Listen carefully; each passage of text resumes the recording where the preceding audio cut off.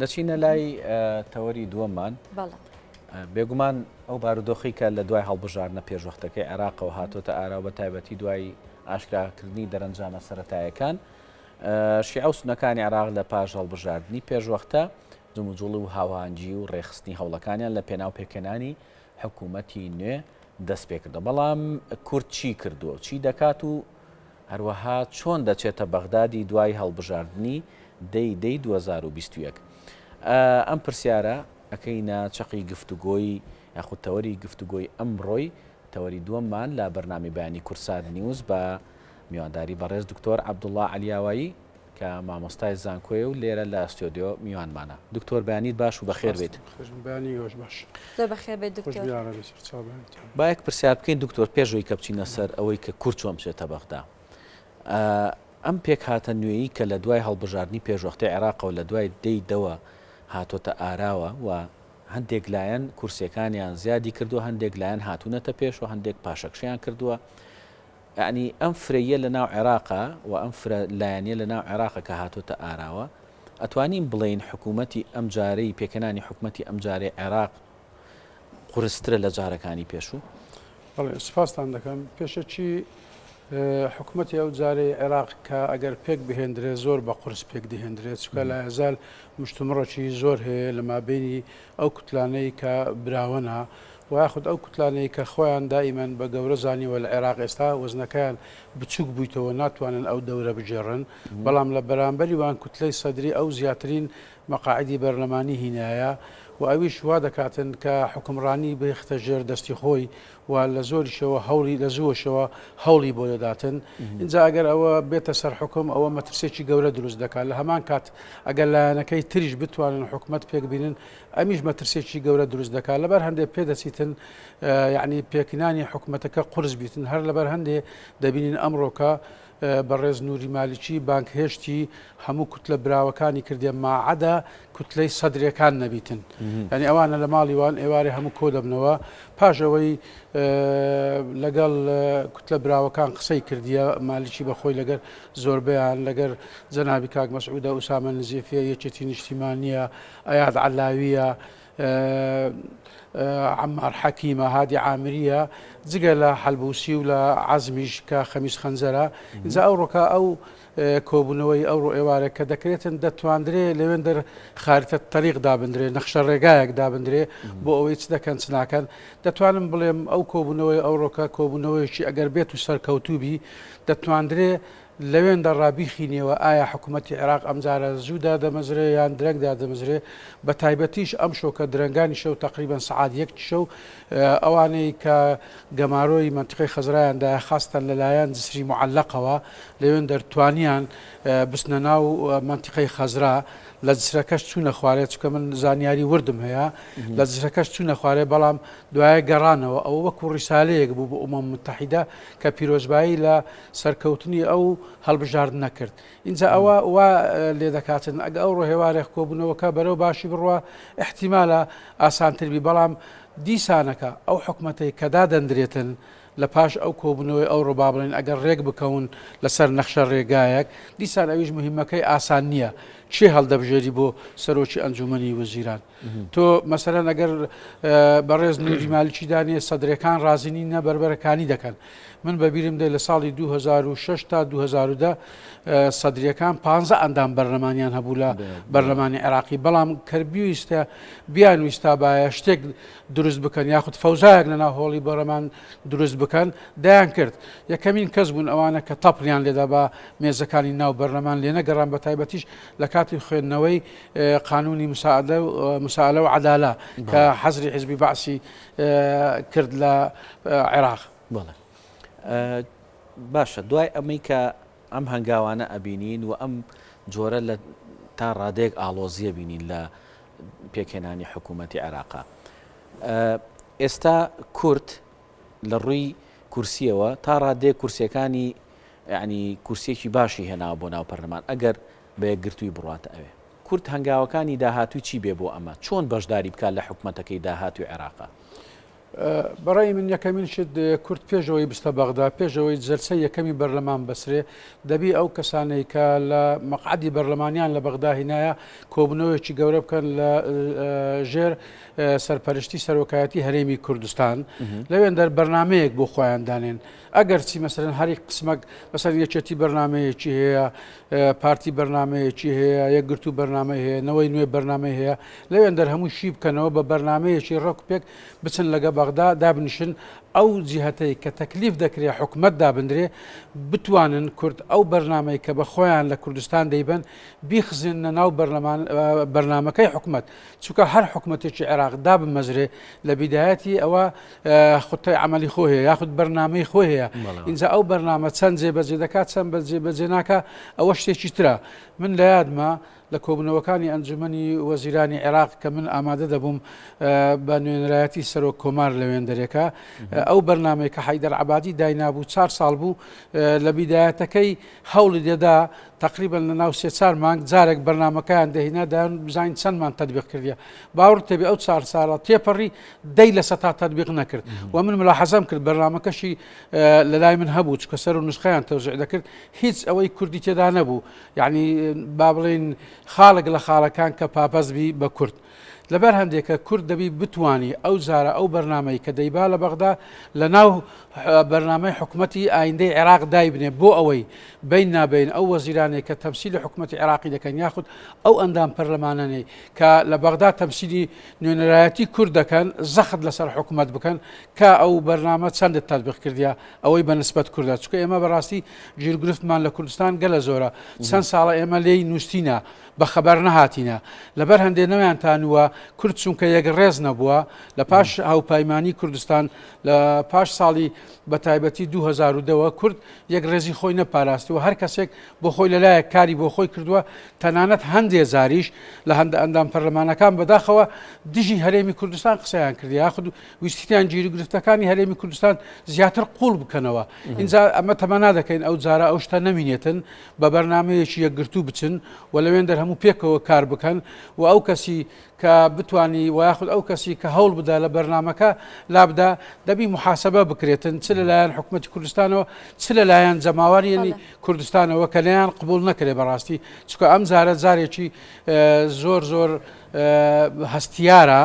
لەبەرەوەی ئەو گیرگرفتانەی کە هەرێمی کوردستان لەگەڵ بەغدا هەیتی ئەگەر ئەو 4 ساڵی ئایندە حەل نەکرێتن ئەو گیرگرفتانە باوەڕ ناکەم وا بە ئاسانی حەل بکرێتن و ئینسان لە دوا ڕۆژی دەترسێ لە مەترسیەکانی دەترسێتن ئەوە نەهامەتێکی گەورەی لێ بکەوێتەوە لەبەر هەندێک دەبی محاولە بکەن ئەوەی بایەنە ناو بەرنمانی ناو بەرنامەجی حکوومەتی و هەروها لە بەرلەمانیش کاری بۆ دکتۆرۆکو بەڕێزت ئاماژت پێکرد ئەم قۆناغی ئێستا عێراق هەستیارە بەتایبەتی بۆ لایەنە کوردستانەکان لایەنە کوردەکان ڕەچاوی ئەم هەستیاری ئەم دۆخی ئێستا حکوومەتی عێراقیان کردووە توانیویانە پێکەوە تاکو ئێستا هەماهەنگییان هەبێت یاخو بەرنامەیەکی کاری باش دابنێن و لە پەرلەمانی عێراقدا پێشکەشی بکەن وڵاهی ئەگەر ڕاستی دەوێت تازە من بەرنامەکەم لێرە سیر کرد ئەوەی تۆبزاوی دەکەنە معسکەر ئێستا ئەگەر کوردێک ڕێزی خۆی بپاراستا باە یعنی ئەگەر کوردێک زار زۆر لاواز نەبایە لە بەغدا حکوومەتی عێراق نەیەتوانێت ئێستا محاولە بکە لە تۆبزاوە پارێ ئەوە سەربازگایەکی عسکەری دابنێتن لەبەر هەندێک هەتا ئێستا بەڕاستی هەتا ئەو لەحزەی ئەمە تێدانە هیچ بەرنمەیەکی ئەوتوانە هیچ هێزش توانیان نییە لە بەغدا دیفاع و یاخود بەرگری لە مافی خەڵکی کوردستان بکەن بەرگری لەو شوێنە دابڕاونەی کوردستان بکەن بە تایبەتی لە کەرکووک لە سنجار لە هەندە منتیقەی تر لە خانەقین لەبەر هەندێک پێویستیان بە بەرنامەیەکی توخمە هەیە نەک بە کۆبوونەوەی دوو کۆبوونەوە دەبی ئەوە متابعی بکرێتن و دەبی لە هەمان کاتیشدا من لە یادم چوو دەبی لێژنەیەک دابدرێ لەگەر ئەو کۆبوونەوەی کە سەرۆکایەتی هەرێم کە ئیعلانی کردیە من جێم لێ بوو سەرۆکی هەرێم وتی ئێمە دەمانەوێت ئەو کوتلانەی کە براوانە لە بەرلەمانی عێراقی گفتوگۆیان لەگەڵ بکەین لەگەریان دانیشین دەبی لە هەمان کاتدا لەو وەختەی کە ئەو گفتوگۆیە لەگەر ئەو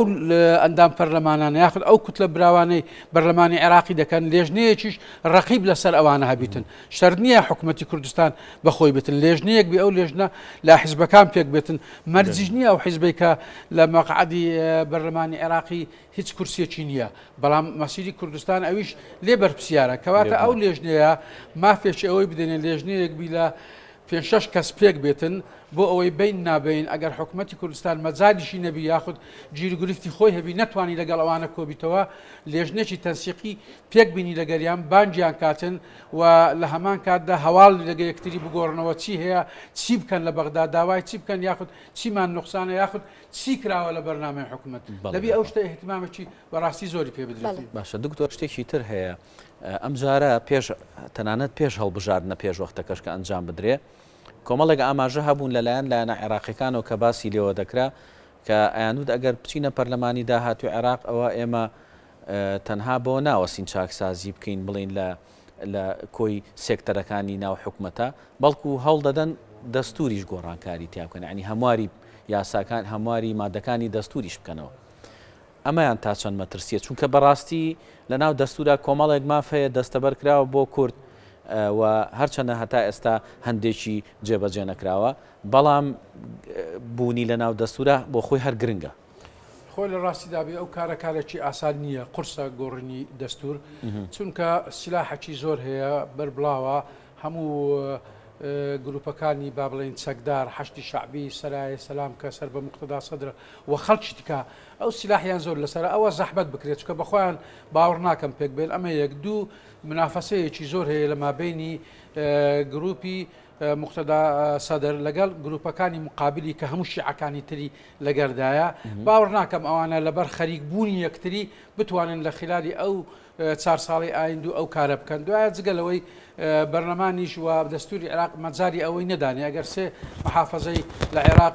بتوانن بەرەنگاریان ڕاوبەستەوە ناتان ئەوەی بکەن بەڵام مەترسیێکی گەورەتر هەیە من مەترسیم لەوە هەیە نایشارمەوە ئەگەر بێت و مقتەدا سەدر جلەڕەوی حکمڕانی عێراق بەدەست بینیتن ئەو باوەڕ ناکەم جێبداتە هیچ کەسێک بە هەموو محاولەیەکی تون وەدەکاتن ئەوی لە بەرژەوەندی خۆی بیتن یاخود لە بەرژەوەندی خۆیان بیکەن ترسەکە زیاتر لەوە هەیە. بەڵێ کاتە هاتنە سەردەستی یاخود گرتنە حکومی مقتەدا سەدر هەڕەشێکی گەورەی بۆ سەر دەستور لە عێراقدا یاخود جێبەجێکردنی دەستورە تایبەتی لە بەرژەوەندی کوردە ناخۆی هاتنە سەر حکمی گروپەکەی مقتەدا سەدر من بە پێی ئەوەی کە ئەوە تقریبا 15 ساڵە لە ناو ئەو مەوزوعادا دەژیم دایمەن متابعەم هەیە متابعەی یەومی مقتەدا سەدر اعتیمادی لەسەر ناکرێ ڕاڕایە ینی هەر دەمێک ڕایەکی هەیە لەبەر هەندێکە هەموو شتە گواریدە بیکاتن هەموو شتە گواریدا بەڵام یەک شت وارد نییە بیکاتن بەسەر لەگە مالیکی پێک نایەتەوە چوە قراریدا نەی شاریتەوە لە هەموو شوێنەکان بەڵام لە قرارەکان کە ئەگە سیر بکەی زۆر زار قراریدایە دەڵێ من جارشکە بەشداری هەڵبژاردن ناکەم کەچی هەندەی پێناچی دێتەوە لە زۆر شتی کەش مەسەلەن عینەن و حالە کەواتە لە دوای جگە لەوەش ئەگەر ئێمە بگەڕینەوە دواوە ئەو کەسانەی کە ئێستاکە لە مەناتیقی ناکۆکەکانن ئەو جیانەی کە لەگەڵ ئێمە مشکلیان هەیە لە کەرکک و لەو شوێنانە زۆربەی گروپەکانی مقتەدا سەدر سەلایە سەلام لەوێن دەرێکە یاخود ئەو کەسانەی کە لەوێن دەرن شیعەکان زۆربەی سەربەوانن کە زۆربەی سەربەوانن ئەوان حتمما پشتگیریوان دەکەن کە پشتگیری وانیشان کرد گیر و گرفت لەو منتیقانە زیاتر دروست دەبێتن لەبەر هەندێک مەترسیێکی گەورەیە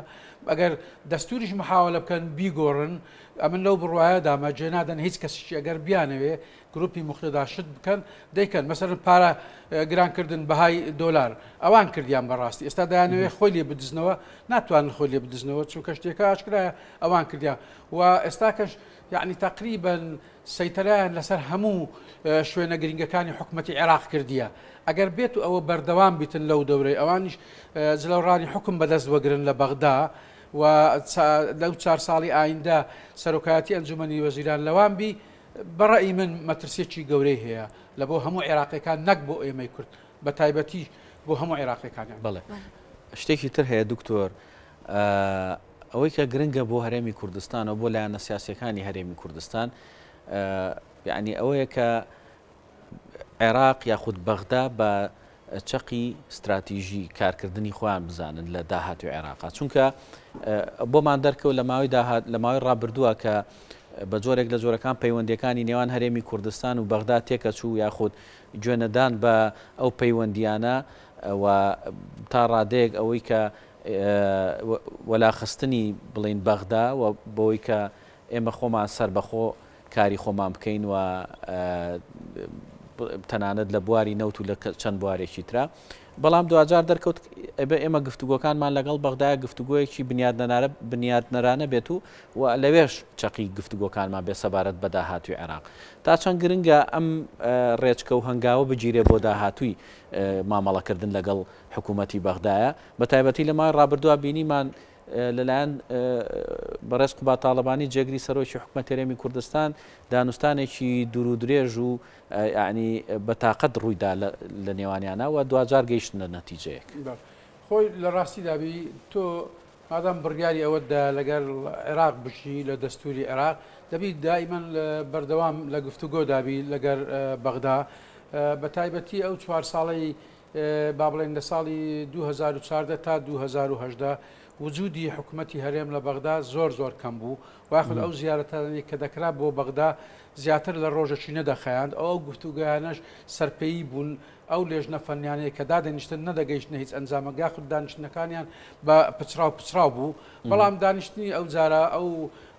بە تایبەتی بۆ پەیداکردنی موچە کە ئەو 200 ملیارد دلار دینارەی ئەفغان ئێستا کە دەگاتە هەرێمی کوردستان ئەوە شتێکی باش بوو و بە ئامادەبوونی زۆربەی کات بەڕێز قوبا تاڵەبانی جێگری سەرۆکی ئەنجومەنی وەزیرانی هەرێمی کوردستان کارێکی خراپ نەبوو کارێکی زۆر باش بوو ئەوە بوو دەیمومەکی دا ئەو گفتوگویانە تا زیاتر متمانە با بڵێن گەڕانەوەی متمانە بوو لە مابینی بەغدا و لە مابینی هەولێر ئەوە هێزەکی دایە و توانرا هەتا ئێستا ئەو پارەیە کە دێتن بۆ کوردستان دابین بکرێت بەڵام ئایا ئەوە هەتا ئاخری بەردەوام دەبیتن من لەو بڕایە داما بەردەوام نابێتن سبینێکە ئەگەر بێت و زیاتر حکوومەتی کوردستان نەخزێتە ناو گفتوگۆکان بە چڕی و ئەو ئەندام پەرلەمانانەی لەوێن دەرێکەش دەورێکی زۆر بینین ئێمە نابی لەبیر بکەین ئەو ئەندام پەرلەمانەی کە ئەو خوورەی ڕابردوو یعنی بەداخەوە هەندێکیان یعنی لە دژی زۆر شتی هەرێمی کوردستان بوو گیرگرفتەکەیان زیاتر قورستر کردبوو اینجا تەمەنا دەکەین ئەو جارە ئەو شتۆڕ نەداتن حکوومەتی کوردستان لەبەر ئەوەی بڕیاری دایە کە ڕێگا چارەسەرمان لە ڕێگای بەغدایە ئێمە دەتوانین هەموو شتێک بەدەست بینین لەگەڵ بەغدا لەگەر شوێنی کە ناتوانین بەدەست بینین و ئێمە تەجروبەشمان زۆر لە بەرچاودایە ئێمە ناتوانین احتیمال لەسەر حکوومەتەکانی بێگانە و دراوسێ بکەین هەتایە چونکە هەر لە حەزەیەک ئەوان بکشێنەوە لەکنمان زۆر پێیان احتیادیە و ئەو شتەش لە کوردستان ڕوویدا لە ساڵی 1970 لە ئەفغانستان دوونێ پێرێ ڕوویدایە دیسانە کە ئەوانە یارمەتی خۆیان کە سەحب کردیتەوە زروفەکە بە 380 دەرەجە گۆڕاوە جا لەبەر ئەوەی دەبی ئەو بەردەوامیەی کە بەڕێز قوبا تاڵەبانی کردیتی لەگەڵ بەغدا دەبی زیاتریش پەرەی پێ بدرێتن و ئەو جارە زیاتر هێزی بدرێتێ و ئەو هێزش لەلایەن حکوومەتی کوردستان و لایەن بەرلەمانتارەکانەوە لە بەغدا. بەڵێ دکتۆر دواپرسیارمان ئەوەیە خۆت باس لەوە کرد کە زۆر جار بڵێن وەفدی هەرێمی کوردستان یاخود لایەنەکانی هەرێمی کوردستان پێش پێکهێنانی حکوومەتەکانی پێشووی عێراق لێک تێگەیشتن هەبووە و ئەو داواکاریانەی کە کورد هەیەی لە ناو کارنامەی حکوومەتەکانە جێگیر کراوە بەڵام بەداخەوە کەمێکی جێبەجێ کراوە ئەم جارە چۆن لایەنە سیاسیەکان بڕۆنە بەغدا و چۆن لە ناو کارنامەکەیە چی بچەسپێنن و چۆن بە دوواداچوونی بۆ بکەن بۆ جێبەجێکردنی لە کارنامەی حکوومەتی داهاتوی عێراق خۆی هەروەکو من لە بیدایەتی عەرزم کردن دەبی پێشتر دانیشتنی بکەن دانیشتێکی چڕ بکەن نەک بەیەک دانیشتن و دوو دانیشتن سێ دانیشتن بکەن و فکرەیەک گەڵاڵە بکەن و ئەو بەرنامە لە ناو حکوومەتی عێراقی ئایندا ئەو کەسێک کە دەبتە سەرۆکی ئەنجومەنی وەزیران مانگەکی لە پێشە بۆ ئەوەی حکوومەت تەشکیل بکاتن لەو مانگەی گفتوگویەکی زۆر دەکرێت لەگە هەموو جیهاتەکان و یەک لەو جیهاتانەش کوردەوە کورد ئەو جارە سنگێکی زۆری هەیە وەکو پێشتر نییە سنگەکەی ئەو جارە بە قووەترە ئەندام پەرلەمانەکانی تقریبا دەگەنە 6 کەس 62 کەس زیاتر لەو حاڵەتەی دەتوانن مەسەرەن زۆر شت فەرز بکەن و لە هەمان وەختیشدا دەتوانن پێش ئەوەی لەگەر حکوومەتی ئایندەی عێراق گفتوگۆ بکەن لەگەر سونەکان هەوڵیان چڕ بکەنەوە بۆ ئەوەی داواکارەکانیان یەک بخەن و بەرگری لە یەکتری بکەن نەک کورد بەتەنیا سونە بەتەنیا لەوێن دەرچووکە هەردووچیان کە بەتەنیا بن جیهەتی مقابل کە دەکا زۆرینەیە شیعەکانە دەتوانن با بڵێن هەندێک فەقەرە بێخنە ناو بەرنامەکە تەئیدی سونەکان بەدەستبینن لە بەرژەوەندی کوردانەبی یان تەئیدی کورد بەدەستبین لە بەرژەوەندی سونەکان دانەبیتن لەبەر هەندێک پێویستە لەگەر هەموو لایەکان گفتوگوێ بکرێت بۆ ئەوەی بەرنمەکە متفق بن پێشتر ئەوان چیان دەوێت ئێمە چیمان دەوێت ئێمە مشاکلمان زۆر لە بەغدا ئەگەر چی مادەی 140 مەسەرەن ئێستاکە تقریبا 2 خاڵی جێبەجێ کراوە ئەو زەویانەی کە حکومت لە زمانی حکومت داگیر کرابوو ئەوە قراری پێ دەرچۆ و گەڕاندرایتەوە بەڵام هەندێکیان نەگەڕاندرایتەوە تا ئێستا لە مەحاکمەکان تاخیر دەکەنەوە شتێشترە ئی دووەم پارە زۆر پارەیان وەگرت ئەوانەی کە هاتن لەوێن دەرێ عەرەبە هاوردەکان پارەیان وەگرتیە بەڵام نەگەڕاینەوە چکە هیچ قووەتێک نەبووە محاولە بکە ئەوانە دەربکاتن جارشکە نەگەڕنەوە و هەر ئەوەش بوو مشکلەی بۆ دروستکردین لە خلالی ئەو 2 ساڵەی ڕابردوو کە هاتنەوە داوای زەویەکانی خۆیان دەکردەوە لە گوندەکان لێ نەگەڕانجی هەتی و یاخود خەتوەی سێەم جێبەجێ بکردن چکە مالیکی 2 خەتوەی جێبەجێ کرد خەتوەی سێم ماوە کە حەیدەر عەبادی هاتە سەر حکومە دوای عادل هات ئەوانەیان نەکرد بەڕاستی هەتاوەکو نیە پارەشیان دابین نەکرد بۆ مادەی 140 لە سەردەمی مالیکی هەردوو جار پارە تەخسیس کرا بۆ عەرەبە هاوردەکان و پارەیان دەدایە و دەگەڕانەوە اینجا ئەوە یەک لە مادەکانە دووەمین ئەو گیرگرفتەی کە بە هەڵپەرسراوی مایتەوە لە مابینی حکوومەتی کوردستان و لە مابینی بەغدا بە تایبەتی گیرگرفتی نەوت دەبی ئەمە چارەسەر بکرێتن و ئەو چارەسەرکردنیشی وها گران نییە یعنی برێن قەت چارەسەر ناکرێت چارەسەر دەکرێتن چکە دایمەن کە دوو کەس لە بەرامبەر یەکتر دەبن دەبی یەکەچیان تۆزێک تەنازل بکە ئەوەی تریان تۆزە تەنازل بکە لە ئەوی بگەنە یەکتری کەواتە لەو حاڵەتەی ئەگەر بێت و ئەوەی سەرچیان لەوە بی لەسەر مادەی 140 لەوێن دەرێ ئەو فەقەرەی کەمایە جێبەجێ بکەن و لەگەر گیرگرفتی نەفت وەجگەلەوەش ئەو منسەبانەی کە ئێمە لە بەغدا لە دەستماندایە کە مافی خۆمان بووە بۆ نمونە سەرۆکی ئەرکانی جەیش مافی کورد بوو کوردەکە تەقاعد بوو بەڕێز بابەکر زێباری کەسیان نەهاویشتەوە جێ بەداخەوە کەسیش محاوەلەی نەکرد بیاتەوە جێ قایدی قووەی جەویمان کورد بوو تەقاعد بوو کەسیان نەهاویشتەوە جێ مدیری میرەی عەسکەریمان کورد بوو کەسیان نەهێشتە جێ تقریبا 10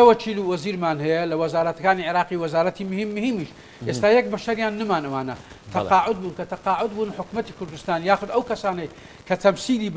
کورد دەکەن لە بەغدا هەوڵیان نەدا احتساس بۆ شتانە بکەن بیهێڵنەوە لە بەغدا. بەڵێ زۆر سپاس بۆ دکتۆر عەبدوڵڵا عەلیاوەیی مامۆستای زانکۆ زۆر سپاس دەکەین ئەمڕۆ لەگەڵمان ئامادەبووی بەخێر بێ سەر چاوان.